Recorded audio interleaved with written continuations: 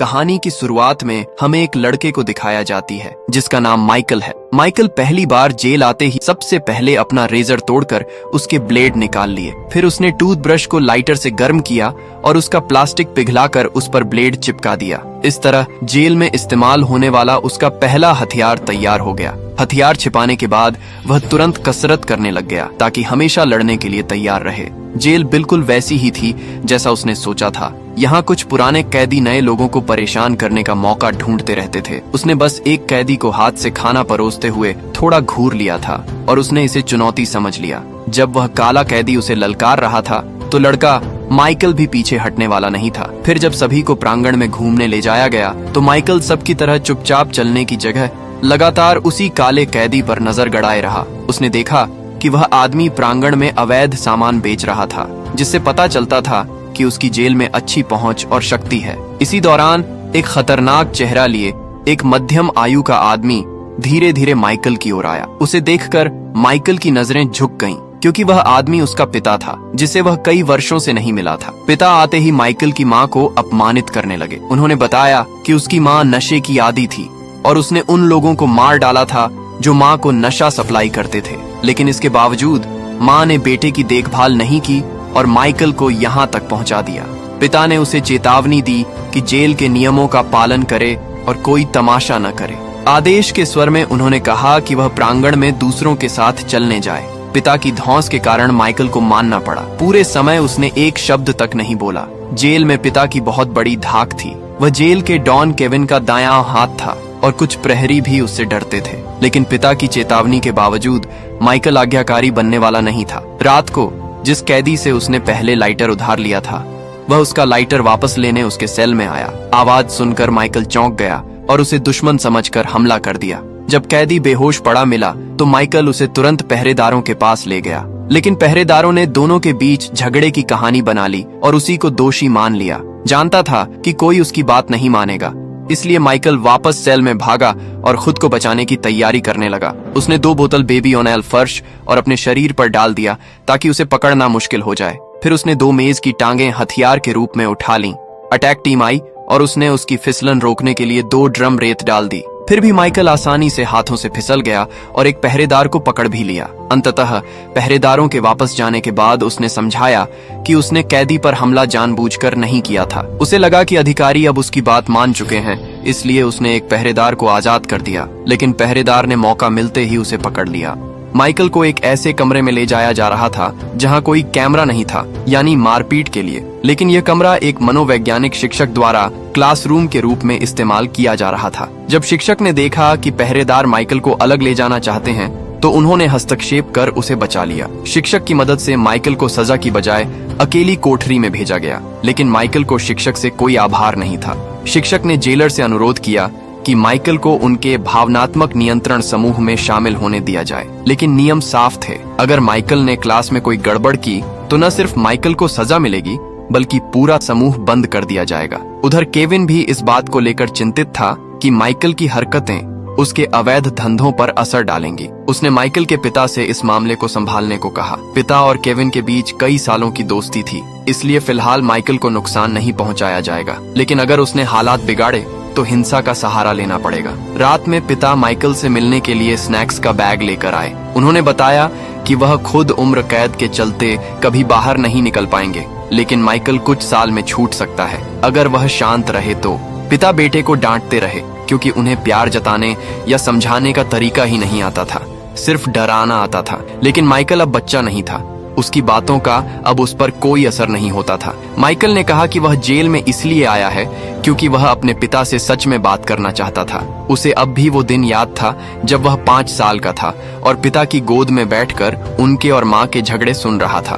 पिता यह सब सुनकर चुप रहे, बस उन्हें खाना खत्म करने को कहा और चले गए। अगले दिन माइकल फिर पुराने तरीके पर लौट आया और उस काले कैदी को उकसाने लगा। जब वह कैदी सेल से बाहर गया तो माइकल उसके कमरे में चुपके से घुसा और तोड़फोड़ कर दी। उसने वहां रखे 2 लाइटर भी उठा लिए और बाद में उन लाइटरों को उस कैदी को दे दिया जिसे उसने गलती से घायल कर दिया था, माफी के तौर पर। लेकिन काला कैदी उबल पड़ा और उसने एक नशेड़ी कैदी को माइकल पर हमला करने भेज दिया। उधर माइकल पिता के साथ मनोवैज्ञानिक शिक्षक की क्लास में पहुंचा। पहली बार क्लास में बैठना उसे असहज लग रहा था। शिक्षक ने कहा कि यहाँ धूम्रपान मना है, लेकिन माइकल ने बात टाल दी। बाहर खड़े पिता यह सुनते ही अंदर घुसे और उसका सिगरेट पैकेट छीन लिया। फिर उन्होंने पहरेदार से कहा कि माइकल पर नजर रखे।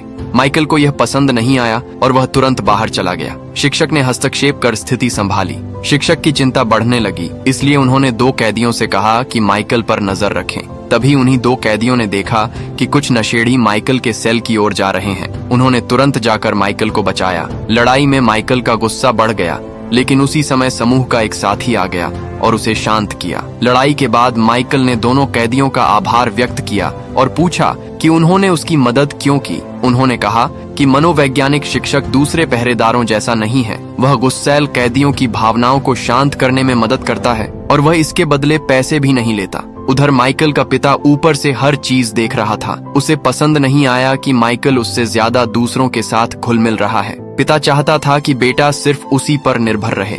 काला कैदी फिर माइकल को नुकसान पहुंचाने की योजना बना रहा था। पिता से हुई झड़प के बाद माइकल पिता से खुलकर बात करने पहुंचा। उसने कहा कि पिता हमेशा आदेश देते हैं, लेकिन कभी यह नहीं पूछते कि वह कैसा महसूस करता है। लेकिन पिता को यह सब कमजोरी लगा और उन्होंने सोचा कि जरूर कोई माइकल को तंग कर रहा है। माइकल चाहे जितनी कोशिश करे, पिता उसे समझ नहीं पाए। गुस्से में माइकल जिम चला गया। पिता भी वहां आ गए। माइकल को मुक्का खाते देख पिता खड़े तो हुए, लेकिन अपनी इज्जत के लिए फिर बैठे रहे। उसी वक्त काले कैदी का भेजा हुआ नशेड़ी आया, लेकिन माइकल ने उसे चित्त कर दिया। जब उसने जाना कि असल में आदेश केविन ने दिया था, तो उसने अपनी छिपाई हुई हथियार निकाली और सीधे केविन के कमरे की ओर बढ़ा। लेकिन उसके वहां पहुंचने से पहले पिता ने उसे पकड़ लिया। केविन ने उस काले कैदी को बुलाकर डराया और वह कुछ नहीं बोला। केविन ने अकेले में माइकल से कहा कि वह एक शांत जेल चाहता है और माइकल उससे परेशानी पैदा न करे। पिता भी अपने बेटे को समझने के लिए भावनात्मक समूह में शामिल हो गए, लेकिन खुद को वहां ढाल नहीं पाए। किसी ने उन्हें थोड़ी देर देखा तो उन्होंने लड़ने की कोशिश की और गुस्से में क्लास छोड़ दी। यही हरकत माइकेल भी पहले करता था। पिता की हरकत से माइकल थोड़ा अस्थिर हुआ और दोनों में झगड़ा हो गया। एक कैदी ने माइकल का साथ दिया, जिससे झगड़ा और बढ़ने लगा। माइकल ने खुद को संभाला और माफी मांगी। यह उसके बदलने की शुरुआत थी, लेकिन शोर सुनकर पहरेदार आ गए। नियम के अनुसार अगर समूह में एक और झगड़ा होता तो समूह हमेशा के लिए बंद हो जाता और शिक्षक को बाहर निकाल दिया जाता। पहरेदार ने शिक्षक पर ताना मारा, लेकिन शिक्षक ने संयम रखा। माइकल को पिता पर गुस्सा था कि उसने सभी के सामने उसे शर्मिंदा किया। पिता ने उसकी बात सुनकर उसे थप्पड़ जड़ दिया। माइकल ने अपनी शर्ट उतारी और पिता को लड़ने की चुनौती दी। दोनों भिड़े, लेकिन बीच में पिता ने खुद को कमजोर दिखाकर बेटे को जीतने दिया। जैसे ही पिता जाने लगे, माइकल पीछे भागा। वह चाहता था कि पिता हार न माने। तभी केविन आया और माइकल को चेतावनी दी, लेकिन माइकल ने एक घूंसा मारकर उसे नीचे गिरा दिया। किसी ब्लैक डॉन को मारना बहुत बड़ा अपराध था। पिता ने तुरंत दिखावा किया कि वह माइकल को मारने जाएगा ताकि डॉन शांत रहे। पहरेदार पहुंचे और दोनों को अलग कर दिया। दोनों को अलग अलग अकेली कोठरी में डाल दिया गया। पिता को डर था कि माइकल को कोई मार देगा, इसलिए वह पहरेदारों को भड़काने लगा ताकि उसे मारे नहीं। जब उसने सुना कि माइकल ठीक है तो उसने राहत की सांस ली, लेकिन जब पता चला कि माइकल को अभी तक कोई सजा नहीं दी गई है तो उसे और डर लगा कि यह चलने वाला तूफान है। वास्तव में केविन ने पहरेदारों को आज रात माइकल को मारने का आदेश दे दिया था। पिता ने एक भरोसेमंद पहरेदार को बुलाया, उसे नॉकआउट किया और उसकी जगह लेट गया। उसने खुद को चादर से ढंक लिया ताकि पहरेदार समझें कि वह पिता ही है। उधर माइकल को मारने के लिए पहरेदारों ने कैमरे बंद कर दिए और उसकी कोठरी की ओर बढ़ गए। पिता केविन के कमरे में पहुंच गया। उसने पूछा कि क्या माइकल को मारने का आदेश दिया गया है। केविन ने झूठ बोलना शुरू किया, लेकिन उसके हाथ में छिपा चाकू दिख गया। पिता ने तुरंत हमला कर दिया। उधर माइकल बेदम होकर पिट रहा था। पिता ने पूरी ताकत से केविन को मार डाला, क्योंकि बेटे को बचाने का सिर्फ एक ही रास्ता था, अभी तुरंत उसे खत्म करना। जैसे ही वह खत्म हुआ, पिता दौड़कर माइकल तक पहुंचा। उसने पहरेदारों से चिल्लाकर कहा कि उसे छोड़ दो। पहरेदार समझ गए कि वे फंस चुके हैं और एक पहरेदार ने अपना अपराध छुपाने के लिए यह रिपोर्ट किया कि कैदी ने खुदकुशी की कोशिश की है, जल्दी मेडिकल भेजो।